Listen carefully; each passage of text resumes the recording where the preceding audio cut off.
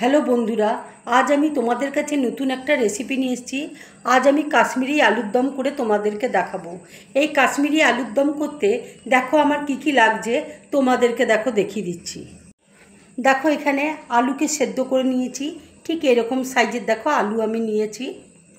এখানে দেখো টক দই রয়েছে, ধনেপাতা কুচি রয়েছে,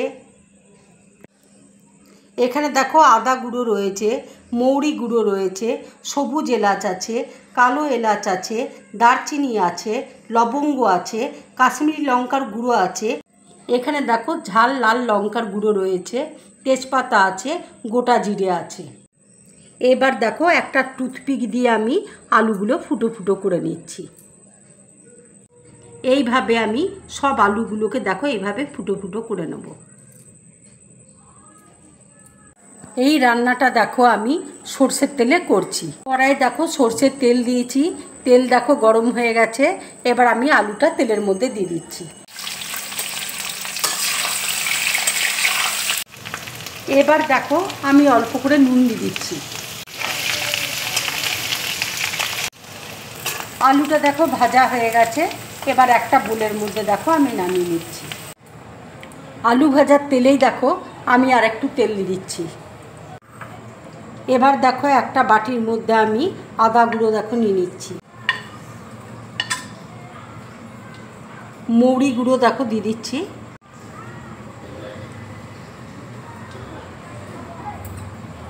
ঝাল লাল লঙ্কার গুঁড়ো দেখো দিয়ে দিচ্ছি, কাশ্মীরি লঙ্কার গুঁড়ো দেখো দিয়ে দিচ্ছি। জল দিয়ে আমি গুলে নিচ্ছি।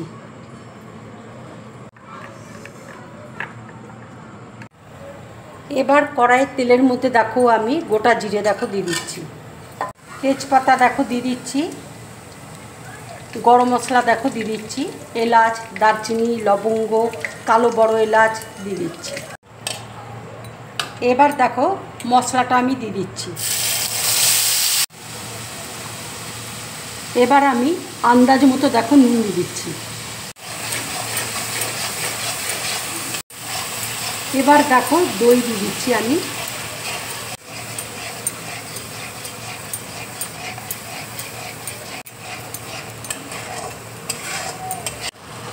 আমরা দেখো একটু মিষ্টি মিষ্টি তরকারি ভালোবাসি, সেই জন্য আমি একটু চিনি দিয়ে দিচ্ছি। তোমরা যদি না খাও চিনিটা দেবে না। মশলাটা দেখো ভালো করে কষানো হয়ে গেছে। এবার আমি আলুটা দিয়ে দিচ্ছি।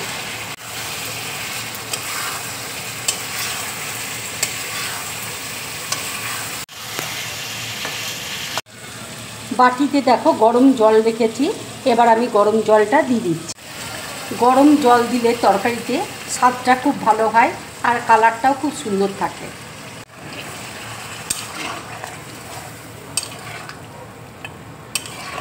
এবার আমি ধনেপাতা কুচি দেখো দিয়ে দিচ্ছি। কাশ্মীরি আলুর দম দেখো আমার পুরোপুরি রেডি। এবার আমি গ্যাসটা অফ করে দিচ্ছি। এইভাবে কাশ্মীরি আলুর দম বানিয়ে তোমরা রুটি পরোটা নান লুচির সাথে খাবে, খুব ভালো লাগবে খেতে। যদি আমার এই রেসিপিটা তোমাদের ভালো লাগে তাহলে লাইক করবে, শেয়ার করবে আর ডিম ব্লগ চ্যানেলটাকে সাবস্ক্রাইব করবে। তোমরা বেশি করে কমেন্টস করবে, তাহলে আমার খুব ভালো লাগবে। নমস্কার।